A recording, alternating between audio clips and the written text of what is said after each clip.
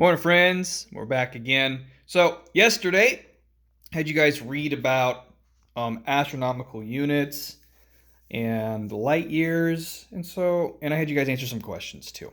So what we're going to do today is I'm going to kind of explain to you what astronomical units are and what light years are and why we care. Why do scientists use them to measure distances? And then I will give you guys the answers to these. All right. So let's start with astronomical unit. So an astronomical unit is the distance between the Earth and the Sun. So if you look over at this chart, what I really liked is like all these distances are measured using an astronomical unit. And if you look at Earth's is a base unit of 1. That's because we use the distance from us to the Sun, as 1 unit. And so when we're measuring all the distances of the planets, okay, we're using these to give us a nice smaller number. So if you look over here, okay, that distance is pretty far. 150 million kilometers or 93 million miles. So instead of like writing that Mars is, if you look back in your reading, okay, 228 million kilometers or 142 million miles away. Okay, that's a much larger number. You can just write boop, 1.52 astronomical units. So it's just kind of a matter of convenience because you get further and further away in space, stuff is just so massively far apart. All right, so it's easier to write Mars is 1.5 AU from the sun rather than that larger number.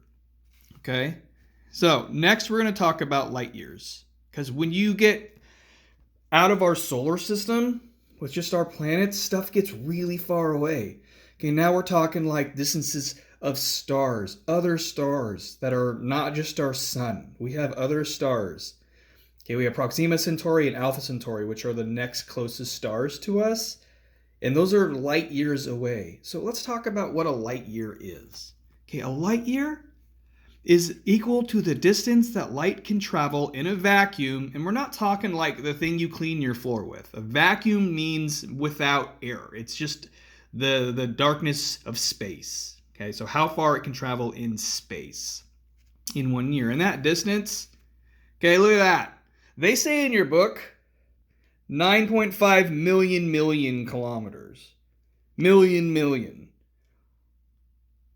That's 9 trillion. Okay, 9,500,000,000,000 kilometers. That's how far light can travel in a year. Or 5,900,000,000,000 miles. That's really, really far. Really far. Okay? So to give you kind of an idea, all right, light travels at 299,792 kilometers per second. Per second. Not per hour, per second. Or 186,282 miles per second. I converted that to per hour just for fun. 670,616,629 miles per hour. Next time you want to get a fast car, ask for the one that goes as fast as the speed of light, and they'll laugh at you. Okay? So that's like how far light can travel. Really fast. Light travels so fast, if you look over here in your reading, it talks about that if a star were to burn out, and it's like if Alpha Centauri were to burn out, we could potentially be seeing the light that it produces in the sky for 4 years longer. And we wouldn't even know until it was burnt out. That's how far away it is, and the light is still traveling to us. That is so cool. All right, moving on. So once again, it's easier to write the distances. It's easier to write that Alpha Centauri is 4.3 light years from Earth, okay, instead of this ridiculously sized number. Instead of that 40,850,000,000,000 kilometers, or 25,370,000,000,000 miles. Okay, I'll race you. Okay? I'll write its distance in light years. You write its distance in kilometers and miles. I'll let you choose. I'm pretty sure I'll win.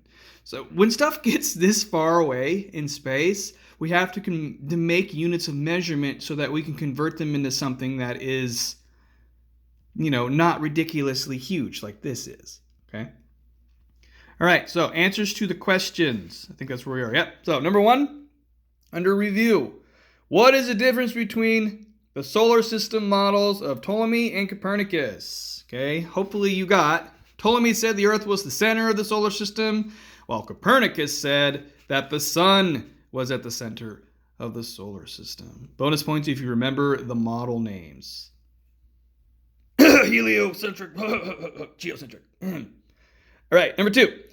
What did Kepler discover about the orbits of the solar system's planets? Whoop.